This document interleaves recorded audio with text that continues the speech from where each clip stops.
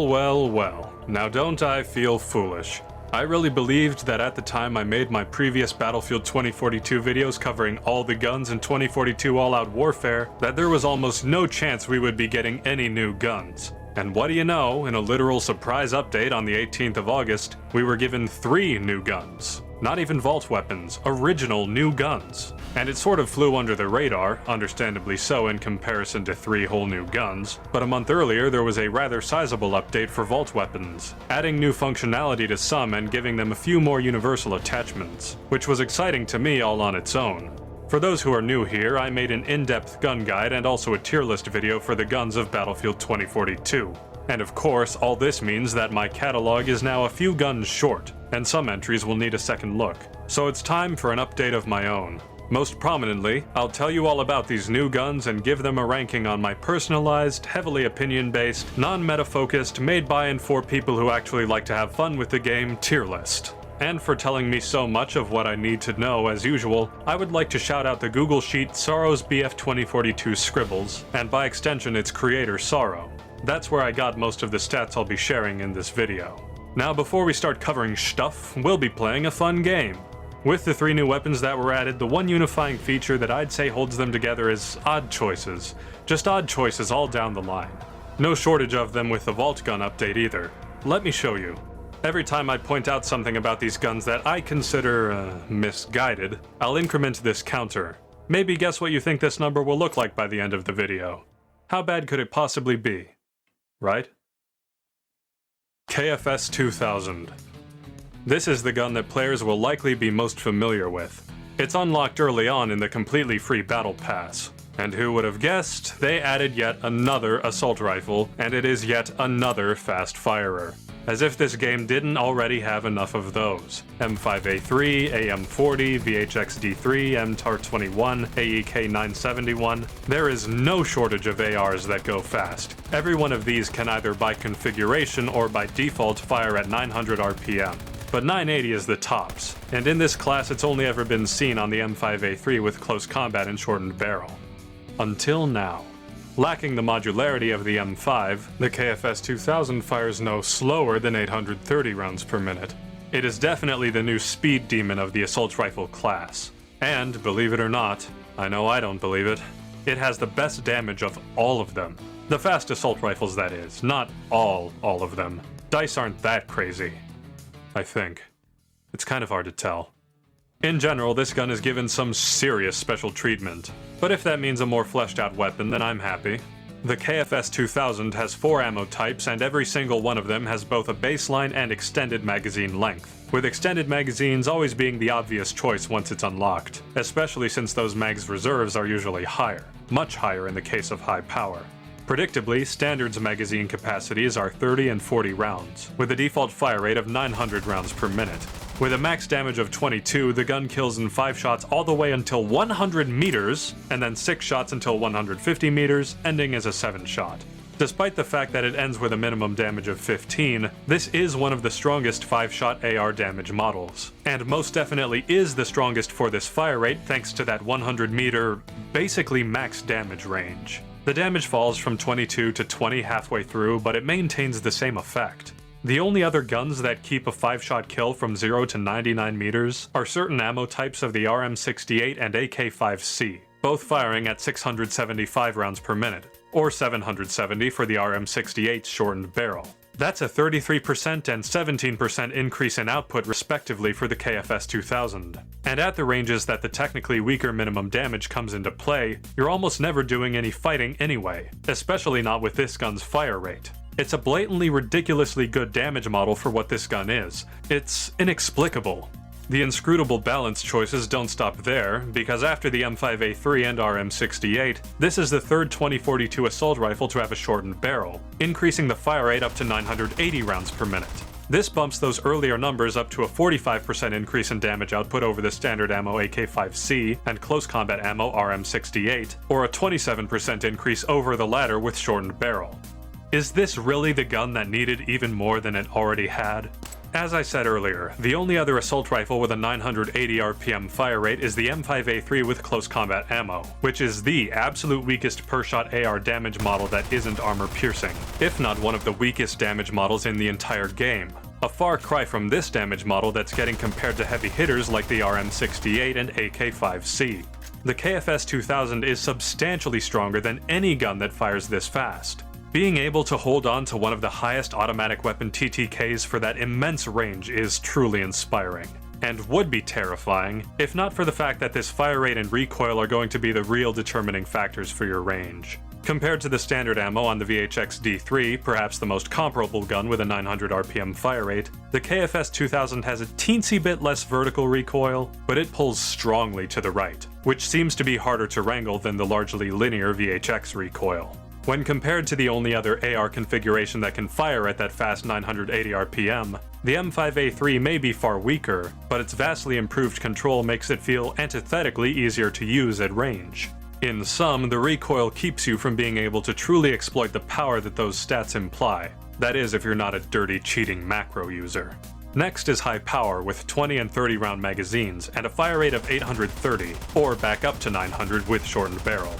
This is one of those beautifully simple two-step damage models, and a rather familiar one for the assault rifle class, dealing 22 damage for 5 shots to kill until 75 meters, then staying at its minimum 18 damage for 6 shots to kill thereafter.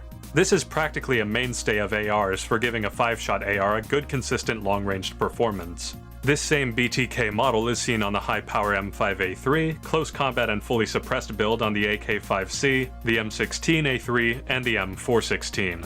Not to mention it's also seen on the Avances and DFR Strife of the LMGs section. But with a max fire rate of 770 RPM with this damage on the AK-5C, Avances, and Strife, and a maximum of 830 on the M5, M16, and M416, the KFS 2000 with shortened barrel is yet again allowed to take this damage model even faster than it's ever gone before. And for the second time we see an uncharacteristic combination of faster and stronger. Why? Why play favorites so hard for this gun? This would seem to make it a great pick just like the standard ammo, but in case you hadn't noticed, 75 meters is shorter than 100 meters. The standard ammo has a longer 5-shot kill range than high power. High power has higher recoil and a technically inferior bullet to kill model until 150 meters. The damage advantage doesn't kick in at all until that far out.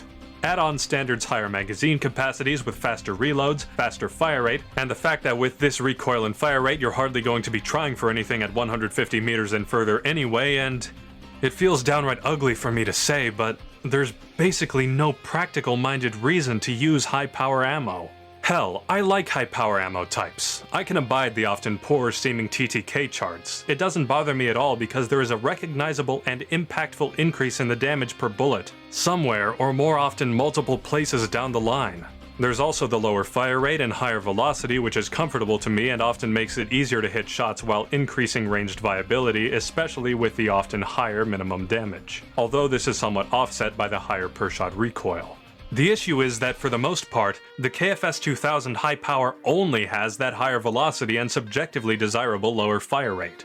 With the ammo supply, rate of fire, and even damage being equal or worse, the only reason this ammo type exists is for people like me who will roll with lower fire rates just for the hell of it, or ranged advantages that feel extremely mild in this case. Basically counteracted from 75 to 100 meters, hardly consequential because of the high fire rate, high recoil nature of the gun, lacking a bipod which would be the only real hope for mitigating that recoil, and with the genuine damage improvement only coming after 150 meters. I mean, compare it to the high power M5A3, with the exact same damage and able to match the base fire rate. The KFS 2000 nonetheless has much more recoil, and this time with nothing to show for it aside from velocity and capacity, not nearly commensurate to the level of control that you're losing. I wouldn't blame most people for ignoring the KFS's high power outright. The absolute best use case I can think of is semi-automatic fire at long range. And even then, the recoil is so frustrating that even in semi-auto it's really not that good for hitting repeated shots. There is also a subsonic ammo type with the same fire rates and magazine sizes as standard. However, its damage model basically cuts the range exactly in half, reducing the 5-shot kill zone to the first 50 meters and the 6-shot only lasting until 75 meters after that. Still even better than the standard ammo types of the other guns in its fire rate and archetype, the M5A3, AM40, VHX-D3, and AEK-971. This makes it a worthwhile backup, as it's basically what this gun's standard ammo should have been, and even then it would be better than the competition. However, it's made more notable by the presence of a heavy suppressor, allowing for a fully suppressed build showing no tracers and no firing signature on the minimap whatsoever. Sadly though, the only option is the PB suppressor, my arch nemesis, taking an entire 10% of your damage. This increases the bullets to kill by 1 across the board, with a 6-shot max damage to 50 meters, 7 shots to 75 meters, and 8 shots from then on.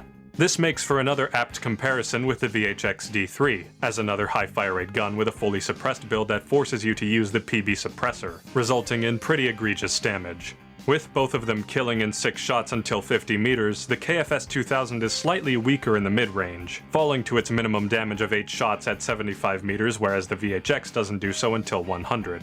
But the KFS also fires at 900 RPM with this build, while the VHX allegedly only fires at 830.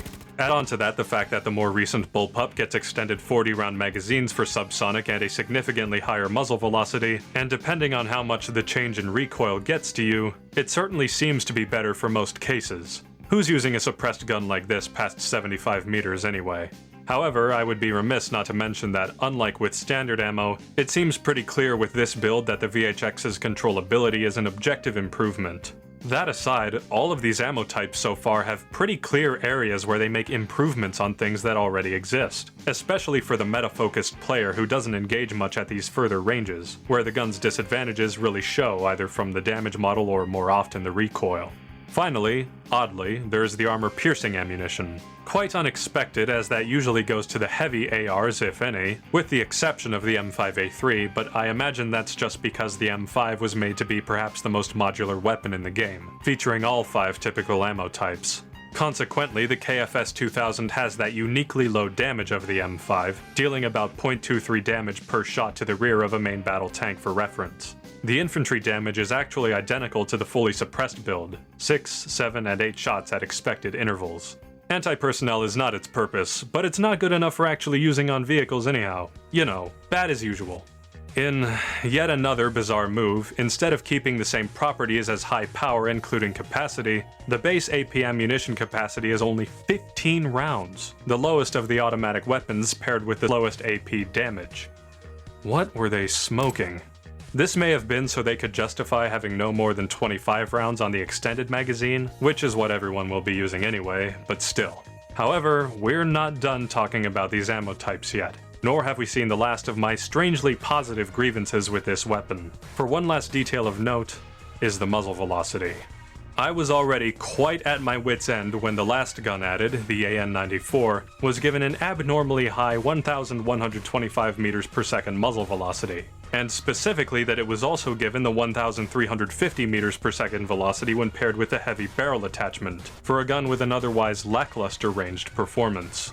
You see, that speed had only been reserved for the longest ranged weapons in their strongest, slowest firing iterations, and only when using a long barrel attachment. The LCMG machine gun, 4 of the DMRs, merely 1 sniper rifle, the DXR-1, and the only thing allowed to go higher is the literal railgun, which offers an increase so staggering it's not even in the same category as a bullet.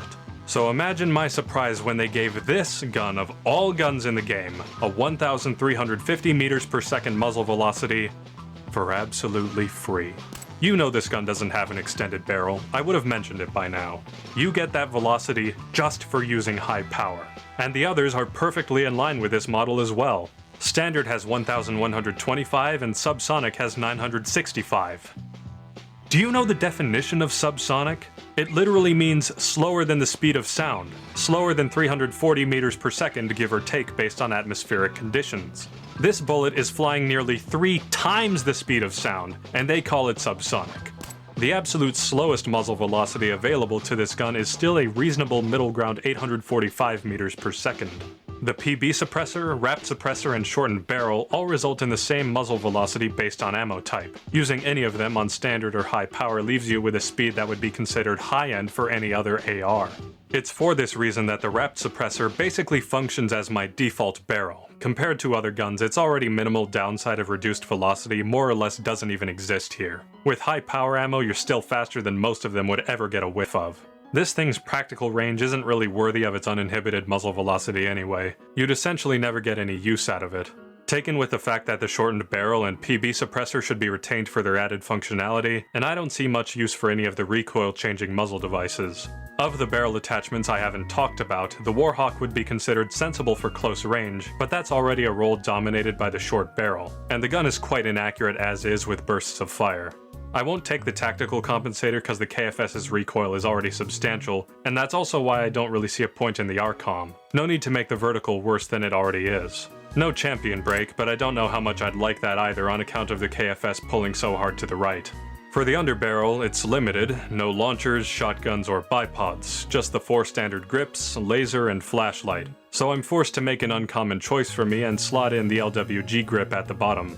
On the optic front, there's sadly no red dot or fusion hollow sight, forcing you to pick one of the less clean options for lowest magnification. Irons, the K8 hollow, or the thermal. There are also neither of the 2x or 3x optics, but otherwise you have your choices up to 4, including a unique 2.5x magnification optic, the KFS 2000 scope. A cumbersome and not that great scope that completes the original F2000 look. I don't know why low-resolution reticles are a thing. I really shouldn't be seeing the pixels on these crosshairs or the ones on the hybrid scope. It's imprecise and distracting. So you've got room for 3 different 2.5x magnification optics, but nowhere to slot in some mainstays like a dot sight or TV2x scope? 2 of the only low magnification optics I find bearable? Maybe even something cool like a target scope? Also, for some reason the KFS 2000 can't be reloaded while aiming down sights. Why? Hasn't really been a problem for the other bullpups. Lastly, despite everything, this gun does have a 6x scope. And let me tell you, my psychopathic tendency to use sniper scopes on automatic weapons has only gotten worse since last time. I have it equipped here despite the fact that it would probably be put to better use on most SMGs. In my defense, it's the only optic in this whole batch that's got a nice simple reticle.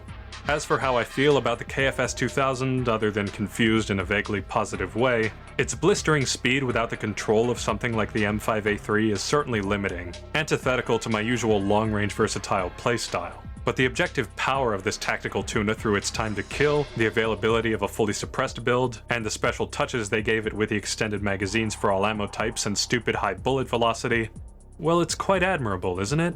It's got so much unique stuff, but its role is limited. It's more impressive than the VHX D3, but not as flexible. The VHX's extended barrel, overall more varied fire rates, and factually lower recoil with certain builds like subsonic along with feeling better to control in general, typically seems more comfortable than the KFS with its technically superior but difficult to exploit damage output.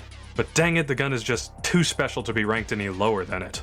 I may not end up using it that much. It's cool to have something that feels like a genuine equivalent to, say, the AC9 for this class, but with more range traded for less controllability, the frantic fire rate just doesn't feel as good. Overall, B tier according to my incredibly biased and non-meta-focused tier list.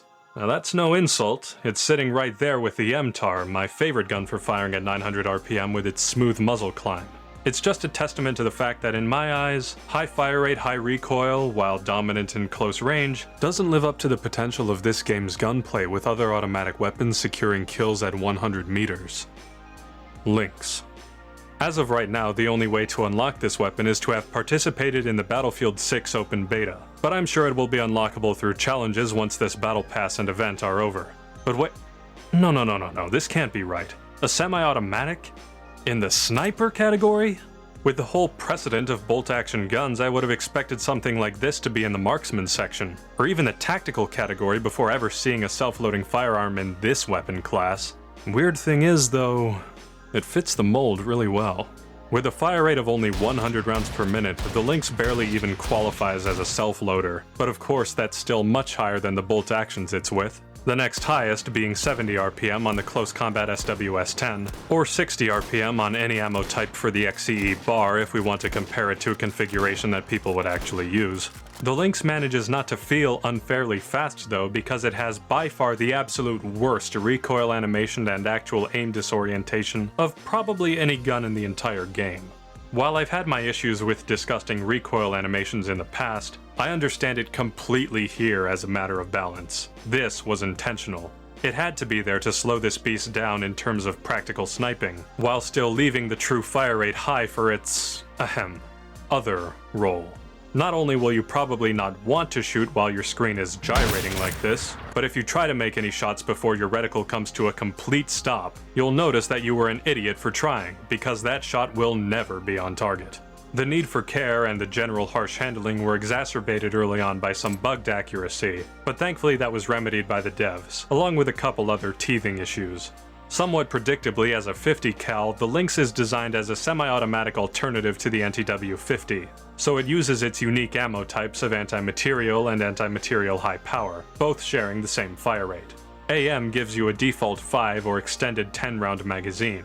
10 rounds is quite generous for a sniper rifle, especially given the Lynx's archetype, but paradoxically it also feels like the bare minimum for a semi-automatic. So come what may for stat differences, I've always felt like this mag is the best default pick. The damage is quite impressive, intense even. 90 damage to 150 meters, 75 thereafter. I love that they gave this gun some fierce power, while still remaining within the parameters of what's expected for a sniper rifle, 2 body shots regardless of range. And a lot of times you can vulture your way into picking off enemies with a single body shot with that 90 damage finishing enemies that have even a sliver of damage.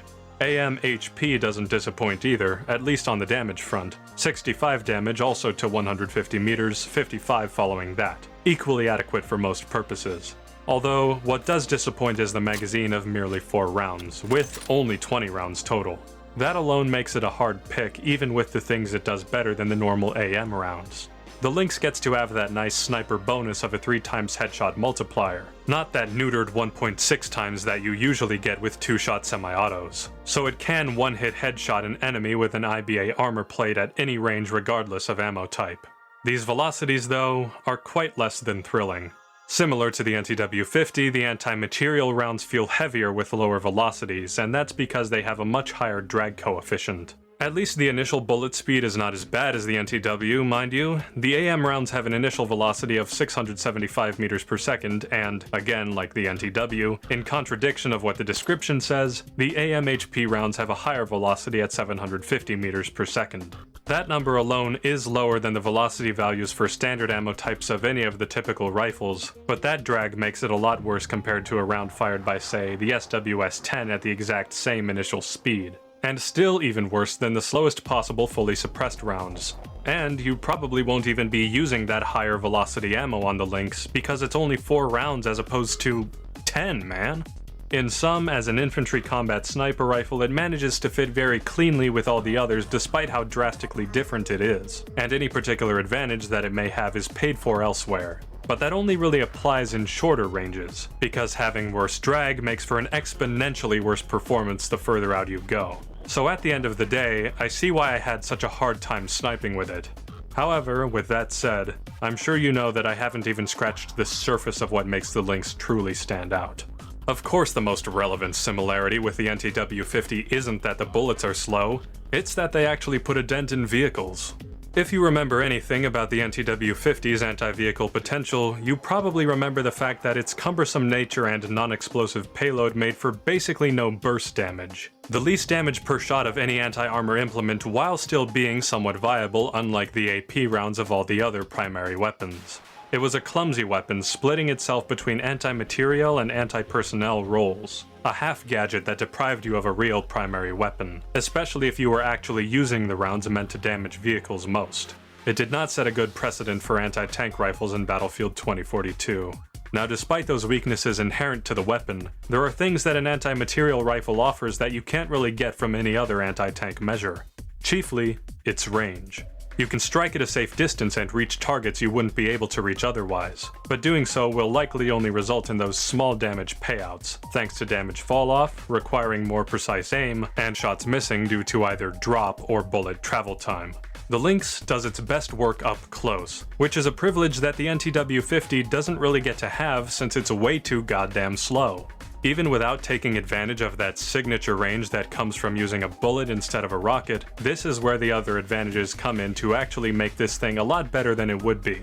Certainly better than its bolt-action counterpart. First of all, the rapidity.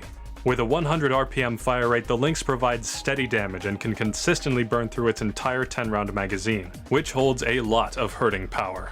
That high capacity actually allowing for quite heavy burst damage on certain vehicles is one of the other points in favor of this weapon, even if the reloads are almost comedically slow. Like, it's obvious they just slowed down the animation to a point that, well, nobody really moves like this. At least that was the case before they updated it a literal day after I wrote this part. I guess it's not even that bad these days. Still, a lot more bearable than the reloads you endure for the NTW-50 for only 3 or 4 rounds. Lastly, by virtue of being a primary weapon, your ammo situation is going to be a lot more flexible, with a total combat load of 89 rounds if you take all 3 magazines in your plus menu. You also replenish a few rounds from the small ammo packs dropped by downed enemies, making your options for re-upping a lot easier than looking for an ammo box or loadout crate.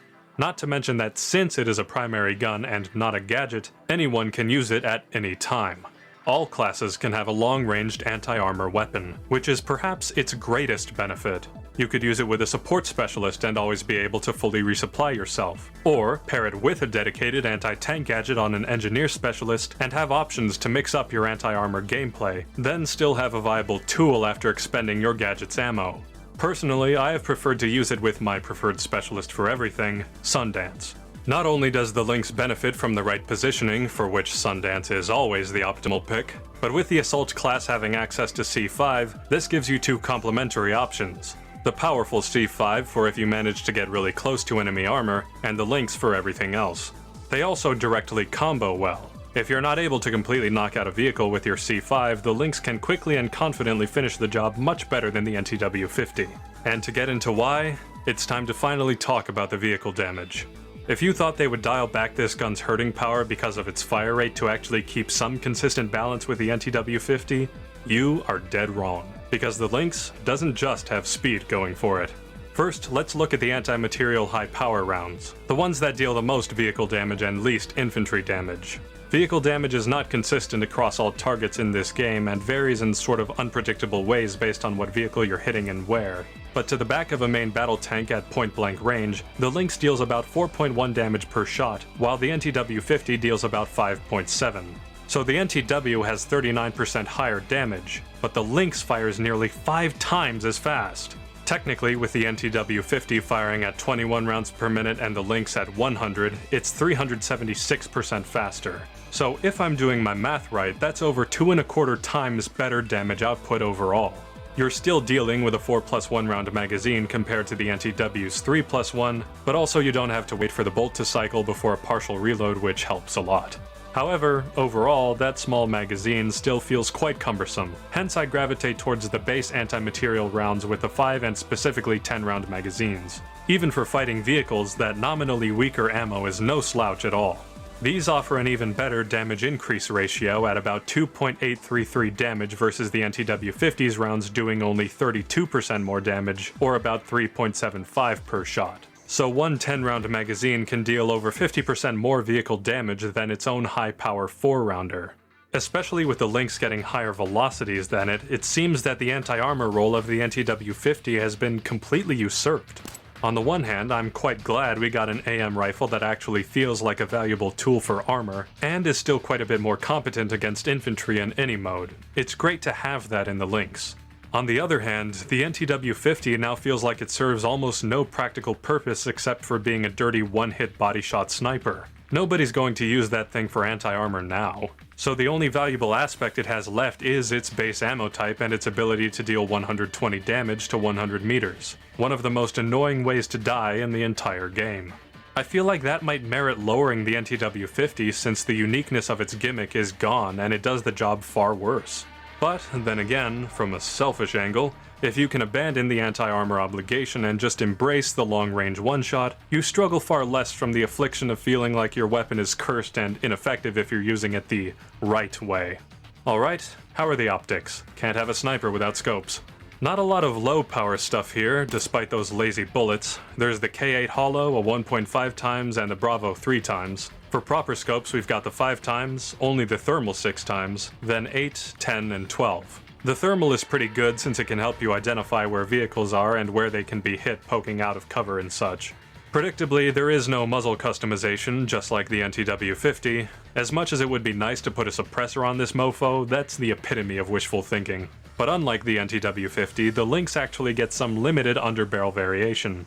By default, the Lynx has its signature bipod, which folds up and rotates to the right side, the BCG grip, because you can never have enough accuracy with a sniper, the Cobra grip, which is pretty useless since most snipers are supposed to be pinpoint accurate when stationary anyway, though I don't know if that applies to this one, and the LS1 laser sight. Typically of little value on a sniper rifle, but if you're up close to a vehicle, it can help you hip-fire spam its health down. As for where the Lynx stands as a weapon, well, I found it surprisingly easy to dispatch lighter ground vehicles, specifically the EBLC Ram and EBAA Wildcat, from the very start.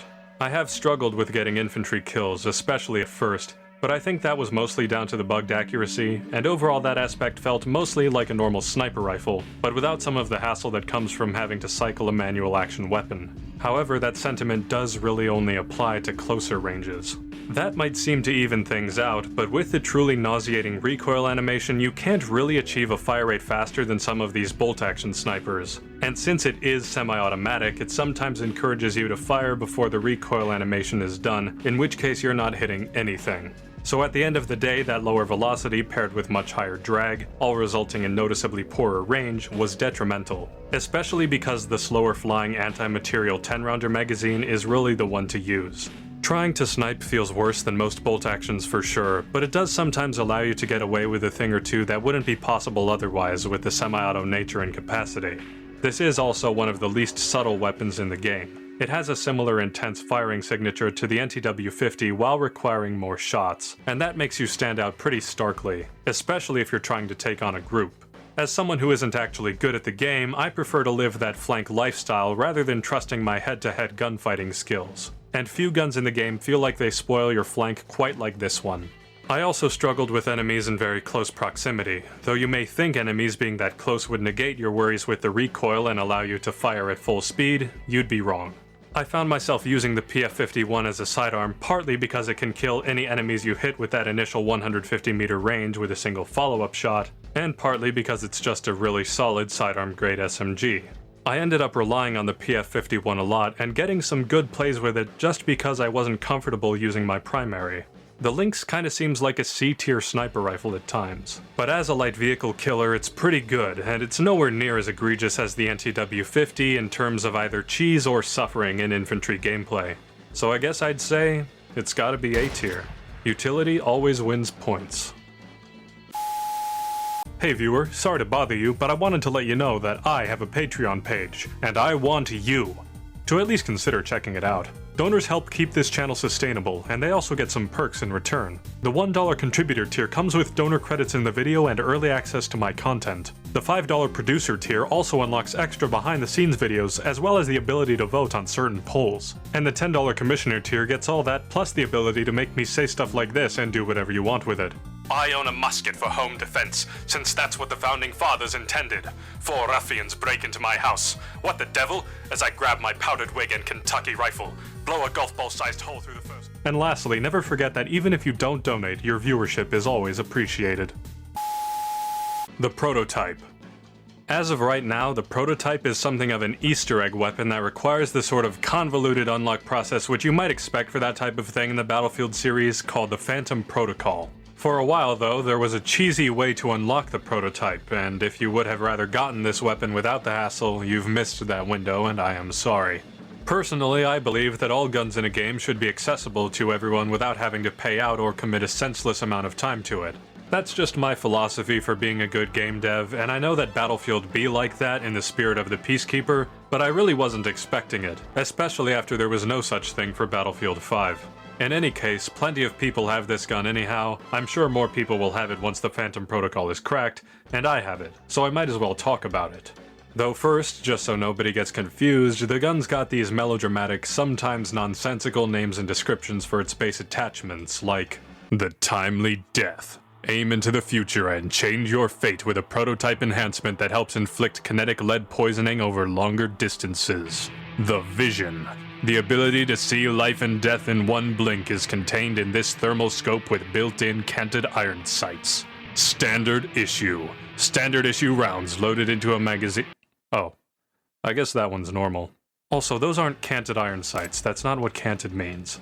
Technically, the prototype is a tactical weapon, but it is definitely archetypically a slow and powerful assault rifle. The sci-fi appearance and the fact that it's an homage to a Battlefield 2142 weapon might lead you to believe it would be a bit more sci-fi, but the base gun, it's just a gun.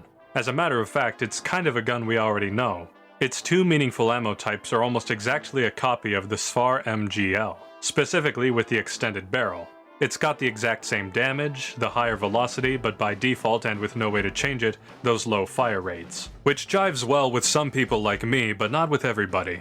Let's review though, to give you a good picture of this gun. Standard with a 30-round magazine kills in 4 shots to 30 meters, 5 shots to 75 meters, and 6 shots after that with an 845 meters per second muzzle velocity. Very good for a more mild fire rate, although we're a little below mild here, 580 rounds per minute. Unlike the SFAR, we can't get access to the more appropriate feeling 675 RPM fire rate. That slow pace helps keep this most controllable ammo type on target though. The high power ammo comes in 20-round magazines only. Firing at 540 RPM, it kills in 4 hits all the way out to 50 meters, and only 5 hits after that, hitting a max velocity of 965 meters per second. High, but this sort of damage and fire rate usually merits higher. This damage is one of the best for automatic weapons in this game, only really surpassed by the high-power BSVM or the G428 if you count that sort of thing. In other words, nothing short of a marksman rifle does better in full auto. However, what made this great on the SFAR is that it came in a 40-round drum, not just a 20-round box magazine. Meanwhile, we have no extended magazines anywhere on the prototype. Also, high power only gets 106 rounds total, less than half of standard. Hell, that's even fewer than armor piercing. Since when the hell does that happen?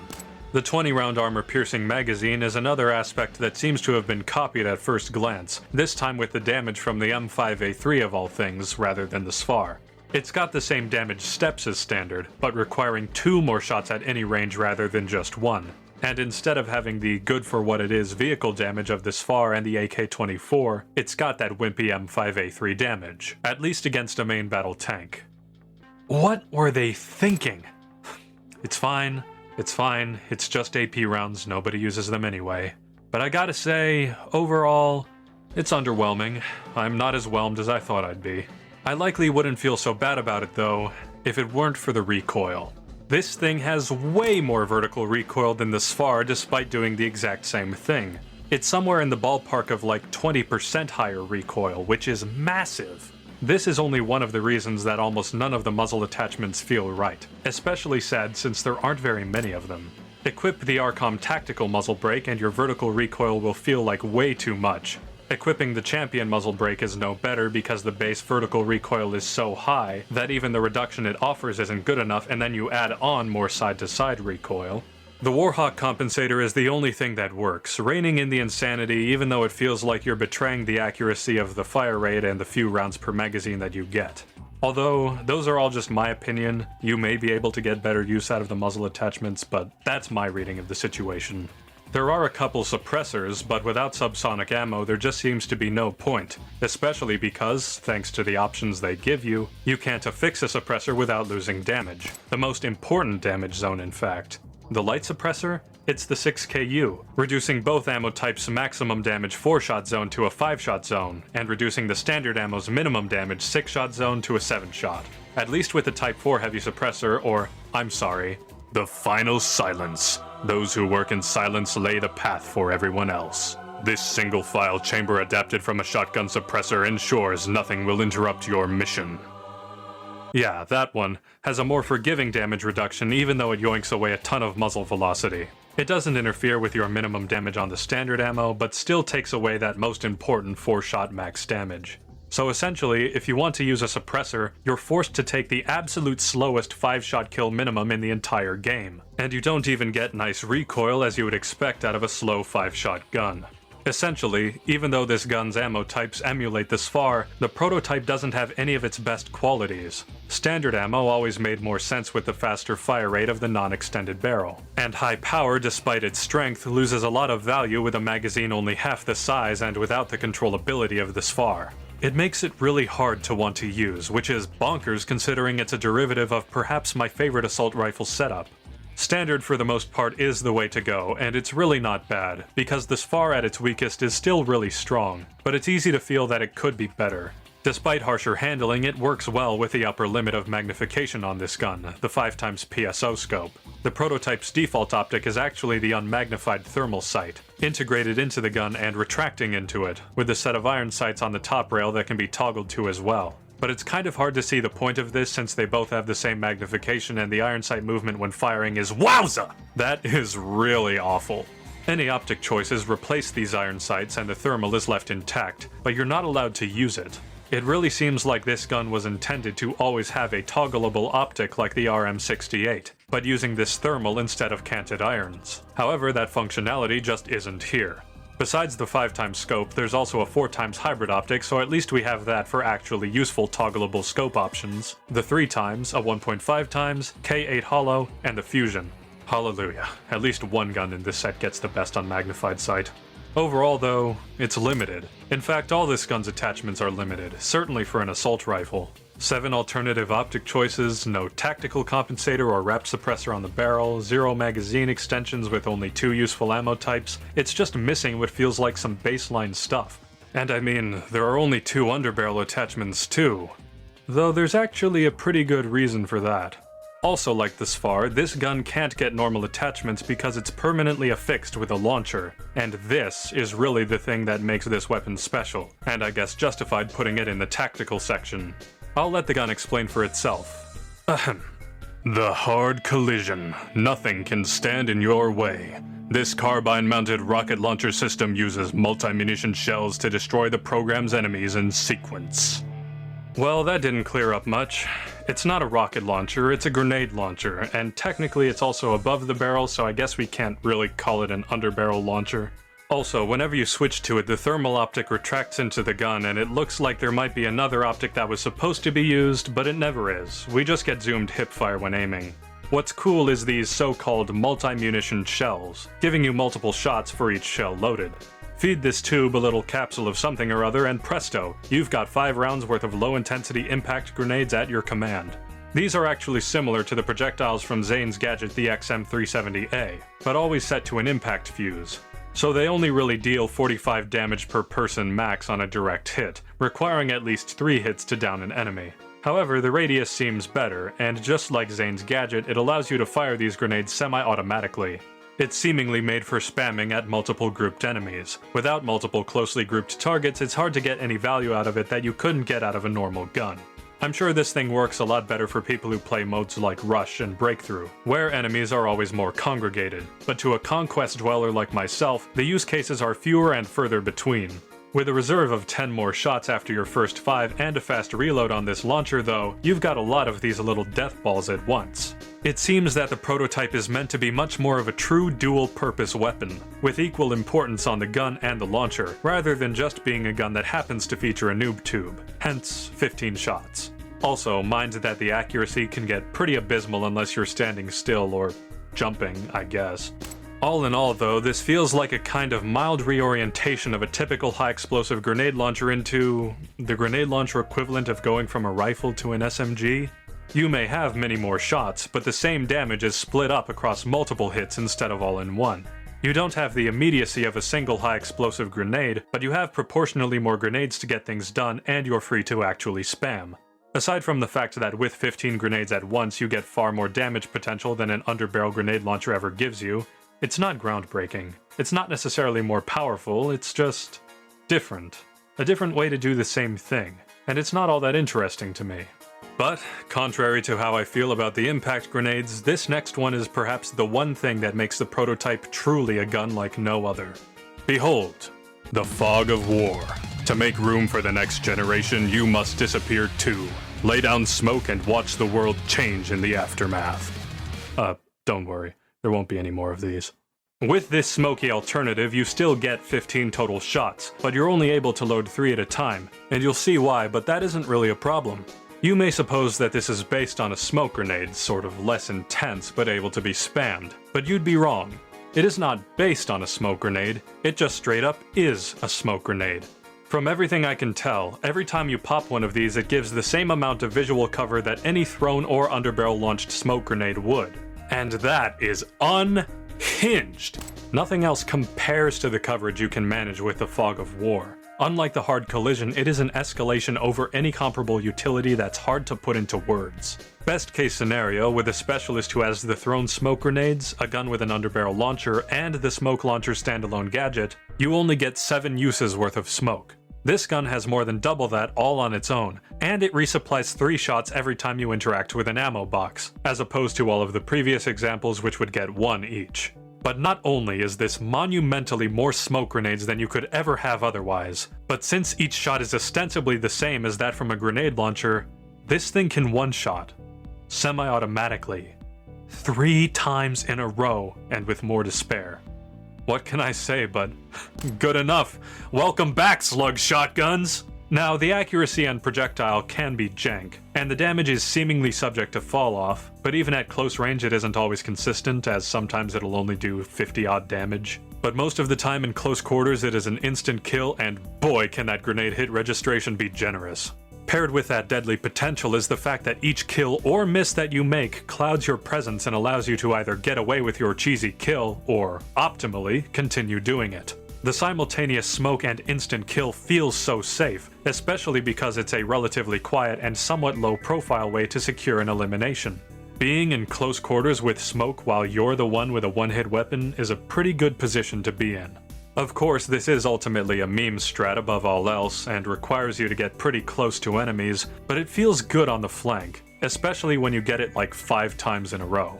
The package as a whole, well, it's kind of hard to make a definitive ruling on it. I think it's safe to say that the gun portion of the prototype is fundamentally lacking something. Whether that be as complex as a more fleshed out design including new and specific damage models, as well as a better array of attachments, or as simple as less recoil. It's hard to say this gun is straight up nice because it's one of the least versatile. A fire rate differential of only 40 rounds per minute, minimal magazine sizes, recoil that makes even semi-automatic for long range a bit unpleasant, and not gonna lie, the burst fire toggle is just getting in the way as always. It's definitely not bad, but few things are. Its recoil doesn't debilitate it completely for range like the KFS 2000, but it's more limiting than the rest of the assault rifles in its archetype while being forced to fire slower than them, so the close range can't even be that great either. The redeeming factors for it are that it's stuck with the strong damage models of this far and the recoil is largely linear, but it's easy to call the prototype a direct downgrade from that gun, which typically makes a weapon pointless in my eyes. But that's not the full story. The hard collision is cool, whatever, never equipping it. What I always have for my default is the Fog of War. And just like with the M416 and the M26 mass shotgun, it's fun to go into matches and treat your underbarrel as your primary weapon. It's like having an inaccurate 3-shot Ghostmaker crossbow that just so happens to pop smoke as well. It's kind of scuffed, but it's also really fun when it's effective. Even if you're not using it directly as a weapon, I'd say it still has a lot of use just for getting around safely. A godsend for medics, you might go so far to say. I don't care if I'm losing out on normal underbarrel attachments because this is so much better, and I'd say it really brings the score up. All things considered, I'd also have to give the prototype an A-tier rating. It's really neat, but its flaws as a weapon when you put the launcher aside are glaring enough to keep this gun from deserving a full-throated endorsement. Overall, all of these new weapons are exciting in their own ways, and each brings something new to the table.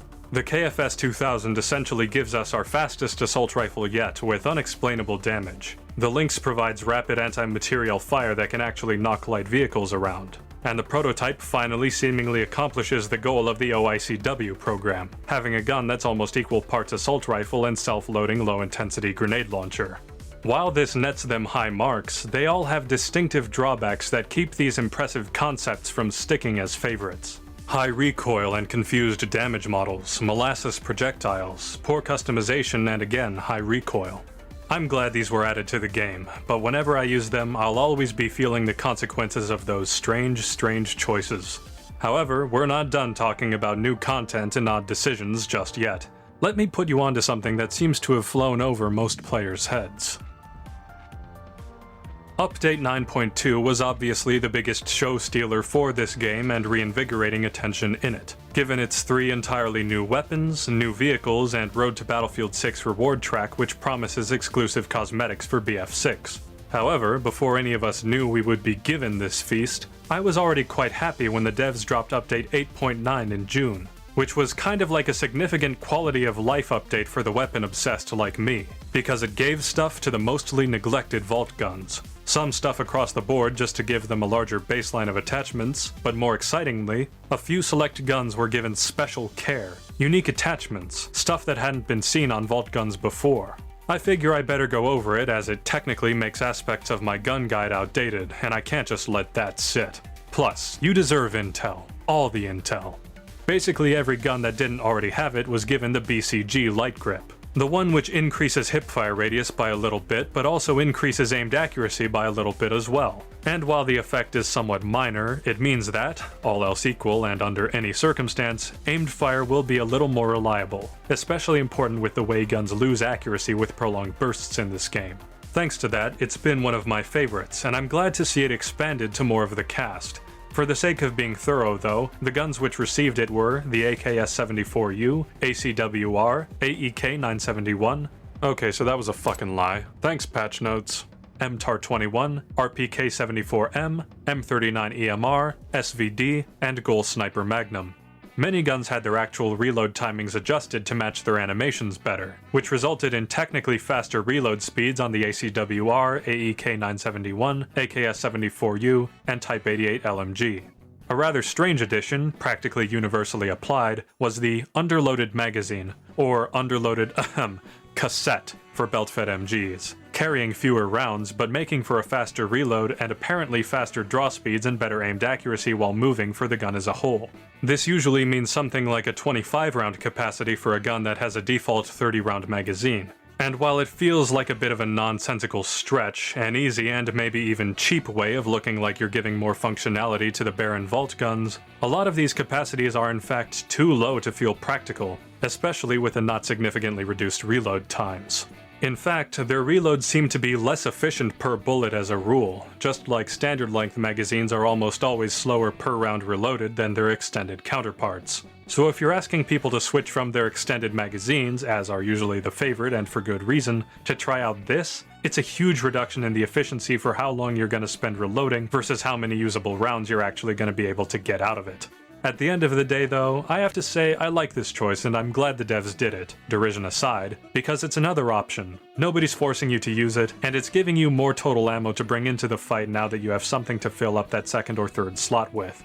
One of the great things about the vast ammo and magazine options on the base 2042 guns, aside from the obvious of being able to change the gun's playstyle, is that if you ran out of ammo on one magazine you could always switch to another. The vault guns may not have that gameplay shakeup, but at least now they have that same security of multiple ammo reserves. And if someone really wants the handling buffs it provides and they feel they can live with the reduced capacity, good on them.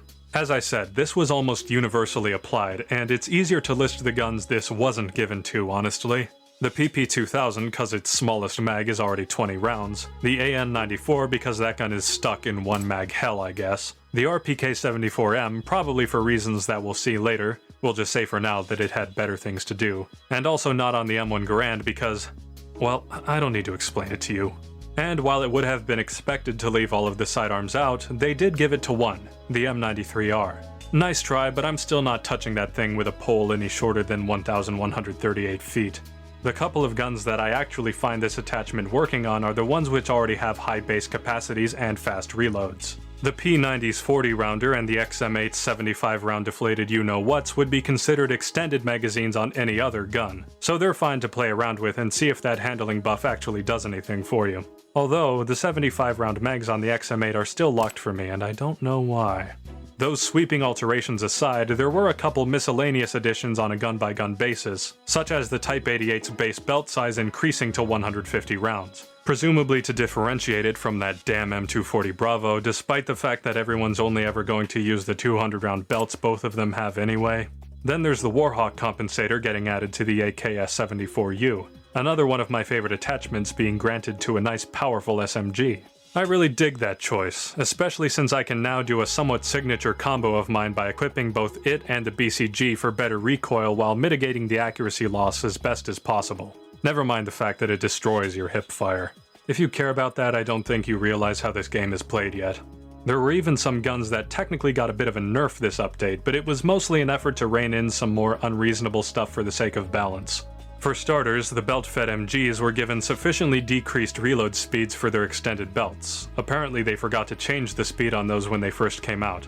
Oh well, you will be missed, fast big belts. This change was also applied to the RPK-74M and its extended magazine. The ammo reserve on the M16A3 was reduced by a few megs because, good lord, was it out of proportion how many bullets you got? Especially with an assault specialist. The M60E4's total ammo was brought down to 300 rounds on the standard capacity belt, ignoring the fact that the extended belt's total ammo is still 600 whole-ass rounds. And lastly, the Gol Sniper Magnum no longer has unintentionally high accuracy while moving. Just reasonable fixes along with some micromanaging in the ammo department. But now, I'd like to take the opportunity to single out the guns that got the more personal touches. Obviously, because they don't fit into the previous general changes, but also because more extensive alterations mean that some of these may be getting to move around the tier list. Let's do some updating of our own. PP2000. Now this is a pretty minor entry, most people might say it wasn't even worth including at all, but it did in fact get a special touch amid all of the universal upgrades, and as small as it may be, it's extremely vindicating. The PP2000 previously has been one of the few primary weapons to have absolutely no underbarrel attachments, and I supposed this was just a consequence of the design, like the PP29. I thought that was fine, and gave this gun an S tier ranking regardless, because it has the best SMG damage model bar none for the first 50 meters. Better than most assault rifles in that range too, while having some incredibly soft recoil. It paired well with any muzzle attachment, it had this glorious fast-loading 44-round magazine, it even worked in its weaker long range thanks to the recoil allowing you to reliably land a ton of hits.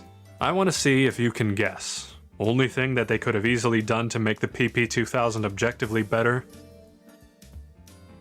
They finally gave this gun a goddamn laser sight! Now it's even easier to make sure that despite your low fire rate, you aren't caught off guard in close quarters, and can use that generous 28 damage per bullet to its fullest. This might have been a sore spot for some, submachine guns are the absolute best class of weapons for tight hipfire with laser sights, but now basically the only complaint I can see with the PP2000 has been erased. I know low fire rates aren't everyone's thing, but you really owe it to yourself to check this gun out if you haven't already, and I will always appreciate getting more chances to use and talk about it.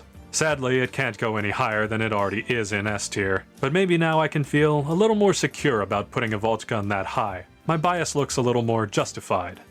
Also, the MP443 is another gun whose only change was to get a laser sight, but that gun was trash and is still trash, so there's not really much point in talking about it, huh? Okay, the laser does help, and it's good they finally did something nice for one of the vault sidearms, but like, I wish they did it for the 1911 or something instead. M416. Aside from the underloaded magazine, the M416 didn't have to be given anything else like grips or suppressors, since it's already pretty fleshed out. Rather, instead of being brought up to date like many of its peers which were lagging behind it, the M416 experienced a miracle. It was given something entirely new. They call it shortened barrel parentheses suppressed. It combines, of all things, the shortened barrel and the heavy suppressor. But while the model of this muzzle modification is based on the wretched PB heavy suppressor, and it does in fact provide the same minimap stealth bonuses as a heavy suppressor, this attachment actually has no damage reduction at all, and only penalizes you by dropping the muzzle velocity, but not by a super crazy amount or anything. Not any more than the Type 4 suppressor would, it seems. Here the velocity is reduced from 675 rounds per minute to 565, a reduction of about 16%. It also apparently reduces the weapon accuracy, but with the speeds we're working with and the recoil these guns already have, I can't say I've noticed it too much. I mean, obviously this is a close quarters combat attachment anyhow. So these are some of the freest buffs that you're going to get. Heavy suppressor stealth without their damage penalty, as well as a faster fire rate. And without the sort of compounding velocity loss that you would expect out of combining two attachments that nerf velocity. Of course, without subsonic ammo, you're really not getting the best of a heavy suppressor's existence, but it seems like this was just a nice thing for them to do for a vault weapon. I really feared when I saw this attachment that in order to finally have a shortened barrel on a vault gun, I'd also have to take a damage nerf.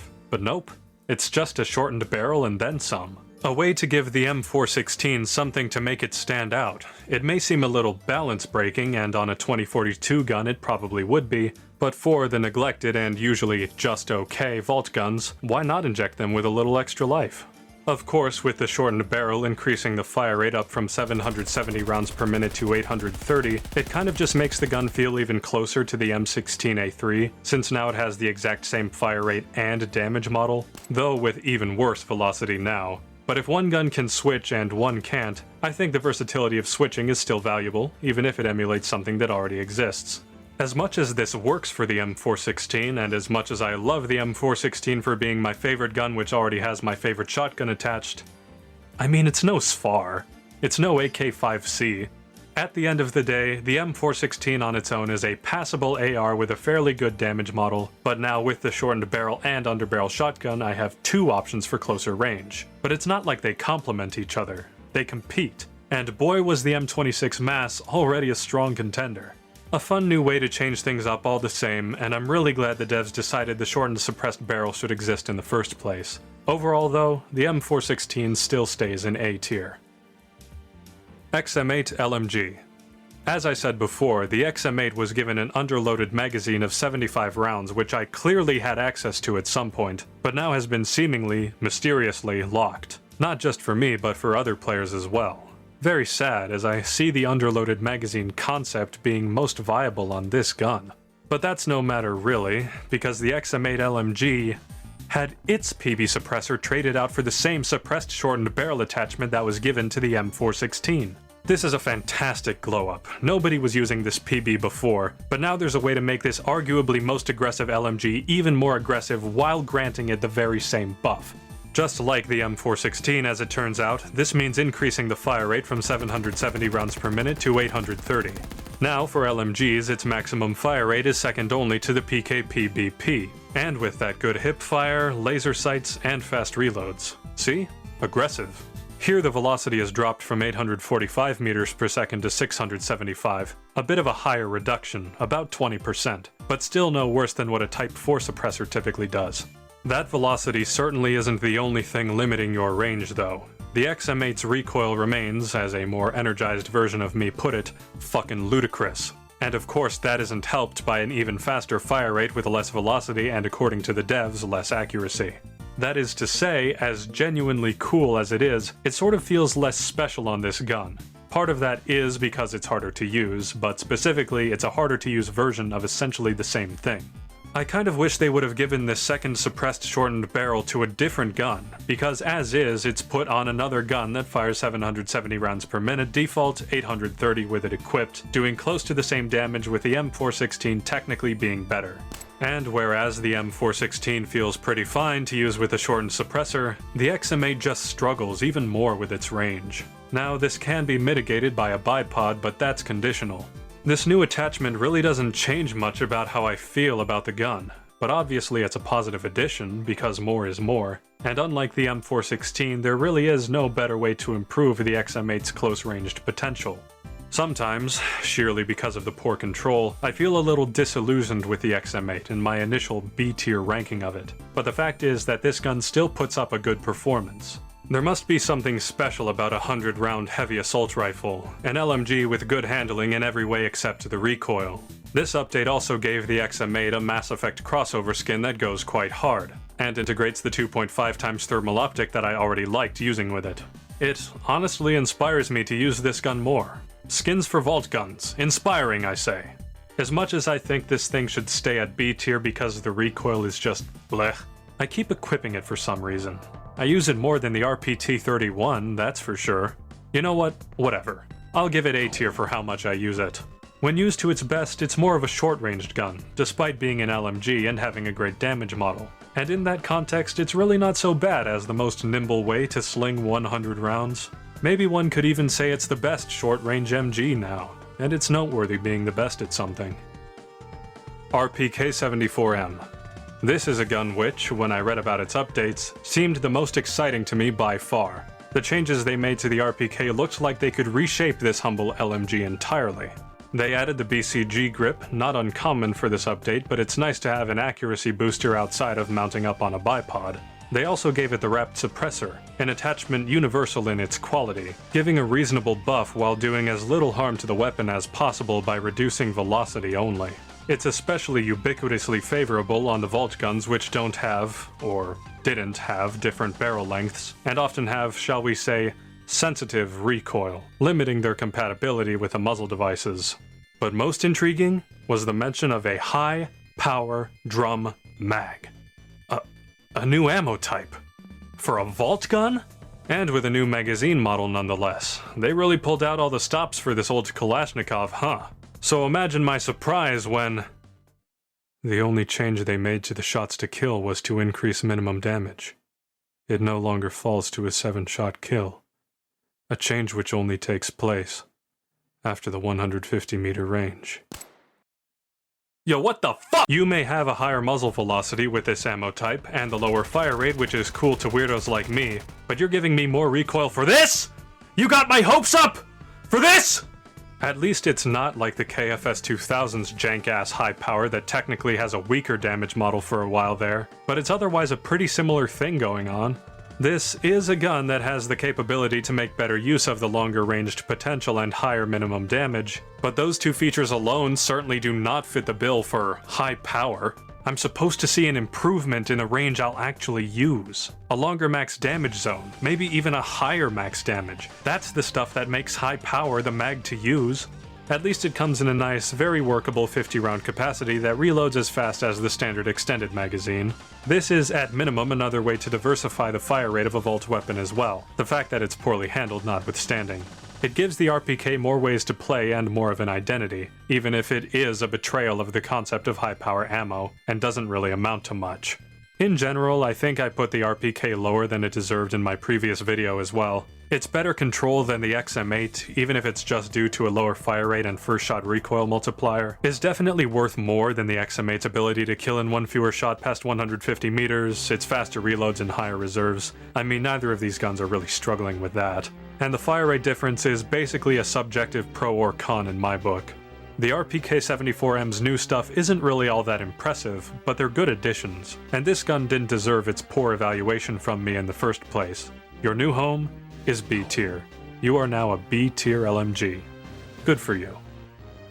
Gol Sniper Magnum. The Gol Sniper Magnum, at least technically, is the gun that had the most stuff added to it. However, as a sniper rifle, almost anything you do to it doesn't really have that big of an impact. The Gol got the BCG grip, Cobra grip, and LS1 laser sight on the underbarrel, finally giving you more choices than just bipod or nothing. Again, the Cobra just seems like a crack-brained inclusion since snipers are supposed to have perfect accuracy when stationary anyway, so there's literally no upside and all downside. The laser sight is cute, but not really likely to do anything for you, and the BCG can help a bit with your accuracy while moving. That's a good one as always. Also, it's not listed anywhere in the changelog, but I am nearly positive that this update added the wrapped suppressor. I can't find it being added in changelogs going back to before my original videos were posted, and the lack of any muzzle attachments was something I called attention to as a sore spot for me in the tier list video. This is a nice-ish addition, even though it robs you of some muzzle velocity, and the usually detestable 6KU suppressor is often better on snipers since it gives their 2-shot ranges the exact same bullets to kill at no velocity cost. Still good to have something. The Gol actually got 3 new magazines though. It did in fact get an underloaded one, only 3 rounds. Dude, what the hell? The last thing snipers need is smaller magazines, just ask the XCE bar. Giving it a 4-rounder with high power was scuffed enough. But more importantly, the Gol joined the rest of the conventional snipers in adopting both high power and armor-piercing ammo types. Thankfully, neither of these have reduced capacities. Both of them are 5-rounders just like the standard default. Both of them. As if there's any reason to care about the AP rounds. You won't use them anyway. Its 2-shot range only goes to 30 meters, and the vehicle damage is never good enough on these things. Though oddly, it is based on standard ammo in its fire rates and reload times. High Power has a slower reload and a lower fire rate, 36 rounds per minute, exactly on par with the lowest fire rate of the SWS-10 High Power. There's an insignificant change to the damage, of course, but the main event is the velocity. The standard ammo already had high velocity by default given that the rifle has no long barrel attachment, but come to think of it, just like with a prototype, given the fire rate, it's sort of like the Gol has a permanent long barrel attachment. Hey, don't they tell you to talk to your doctor if you experience that sort of thing? So, with high power ammo, the Gol sees a velocity of 1,125 meters per second, making it only the third sniper rifle to achieve that sort of range, matched with the SWS-10's high power and long barrel, and only surpassed by the same configuration on the DXR-1. Come to think of it, the Gol might have fired faster than the SWS-10 setup if that gun's barrel length changes actually affected fire rate correctly. But as it happens, when you slap long barrel on high power, the SWS actually fires 4 RPM faster, at 40 rounds per minute. But hey, now the Gol feels like a much more serious contender as a sniper rifle. It can get that pretty good second best range, and overall has more options for different ranges or circumstances now that you can switch out standard and high power or equip a suppressor. But guys, are we fucking serious? 12 rounds? You gave high power only 12 rounds?! It was already egregious when you gave the standard extended magazine a total ammo of merely 22 rounds, far lower than any other sniper's standard ammo count. But it seems like downright intentional sabotage to give a legitimate ammo type important to the ecosystem of any good sniper rifle the lowest reserve of any gun in this class ever. What is it with you people and making bad calls? I'm starting to think that the only takeaway from this is that DICE doesn't like high power ammo. I mean seriously, look back at every gun I've mentioned in this video that has high power ammo and tell me that isn't the case. As always, it bears mentioning that even this is far better than what we had before, which was 0 high power rounds, but I'm still sad this gun doesn't give you many chances to use its newly granted longest range capabilities off of a single spawn. You have to either be really conservative with your bullets or just realize that you're not getting much work done with this mag before you need to switch. 12. Oh my days. Overall, my biggest gripe with the Gol Sniper Magnum has still been solved by this update. The fact that it had no real customization out of optics and that it didn't have anything that wasn't already present on all of the other conventional snipers. Now it at least has better range than the XCE bar, and modularity in general counts for a lot on a sniper. A lot of people will write off differences in velocity or range on an automatic in favor of just having whatever gets them the best TTK in short range, and you're not really forced to adapt because an assault rifle is still an assault rifle. It will do assault rifle things in assault rifle ranges no matter what your setup is. On the other hand, sniping is a situation where the value of better velocity is easy to see when you're attacking enemies that are far away, as is having a faster fire rate when enemies get within range to strike at you. Having the ability to make that switch on a sniper rifle is one of the purest expressions of this game's intent with its customization system. It's one of the easiest to understand, unlike the subjective utility of having a higher or lower fire rate on a submachine gun. For that reason, the Gol gains a lot by finally having access to those features. It's now a rifle as good as any other for most people's practical purposes. However, it's still not as flexible as the SWS-10 doing basically the same thing, doesn't have the ultimate sniping range like the DXR-1, and doesn't have the universal speed or suppressed build of the bar. So it can go in B tier. Baseline good sniper. So, a lot of that was kind of underwhelming compared to the potential and implications of this update. But I am, in my wishful thinking ways, hoping this opens the door to iterate on other Vault guns as well. Maybe we can see shortened barrels on guns with fire rates other than 770 RPM, or high power ammo that actually provides an impactful damage change. In all honesty, I'm not holding my breath, but it's a pretty dream. And with that, we should be all caught up. I've mentioned everything I care to at least, and as long as they don't add any more stuff to this game, I won't have to be wrong again when I say, I'm done this time. I really never meant to prolong making Battlefield 2042 content, but I don't want to leave my work incomplete. Of course, if they do happen to add more content within my realm of expertise, I shall do what I must, but thankfully videos like this are pretty fast to turn out, at least by my standards. Look at me, calling the guns my area of expertise. You know who's the real expert? Sorrow. tender of the single best repository of information on Battlefield 2042 guns, and talented YouTuber. Sorrow has built up quite the catalog of uploads and brings a valuable, probably more objective, and different from my own perspective to the guns of Battlefield 2042. If you like chill content from a reasonable guy who knows what he's doing, you should check it out. And I'll have Sorrow's scribbles linked in the description too if you want to take a deep dive for yourself, or simply have almost all the knowledge you'll ever need to know about 2042 guns at your fingertips to help guide how you build your loadout or play the game. If you were expecting a different upload, I'm sorry to disappoint. I'm still working on my project regarding the reality behind some of the coolest guns of World War II, but I promise you it's gonna be a lot of content when it finally comes out. I haven't just been doing this for the past few months. I promise, this was like a 2-week project, and big things are coming. But I hope this was satisfactory even if it wasn't what you necessarily expected to see out of me. I haven't really had to do one of these smaller scale videos before, but I guess that's because I'm used to covering games that are dead to their developers. Updates. What a new and scary concept. Also, I call it a smaller scale video despite the fact that I stretched a script about 8 guns to be, well, this long. I really thought it was going to be like around 20 minutes, I swear to God. Well, I thank you for stopping by to enjoy my video, and thank you for being kind and thorough enough to stick around to the end. As always, you're the real ones. I also want to thank my amazing patrons who help me get by doing what I love to do, even if I go MIA for a bit on real life stuff or working on a heavy project like I currently am. Their continued support is more meaningful than I can express. So I'd like to take this moment to thank Moonvive, Jason, Lost Gerbil, Venk, Patrick Maurizi, Locked In, Rin, Tai Long, Ninja OXZ, 2000, Jackie Seifert, Typo, Jake Weed, and Eloy Gray. If you're interested in becoming a benefactor of my channel, you too can support me on Patreon. Get your name shouted out, see behind the scenes videos, commission my voice for whatever you like.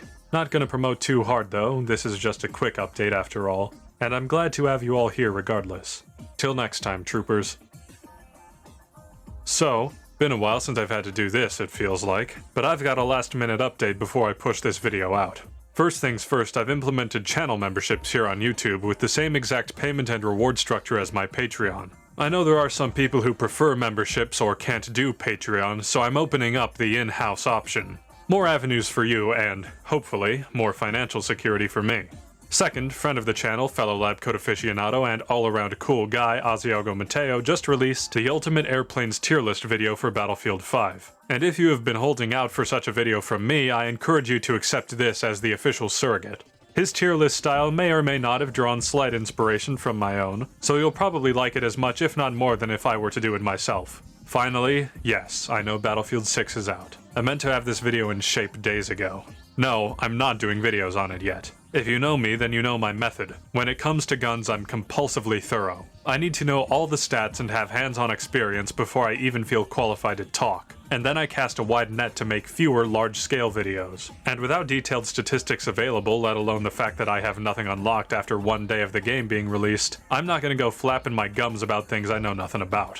One day. Hopefully soon. Thanks for listening, thanks for understanding, you're amazing, you know, all that stuff I said in the outro too, that still applies. Bye now!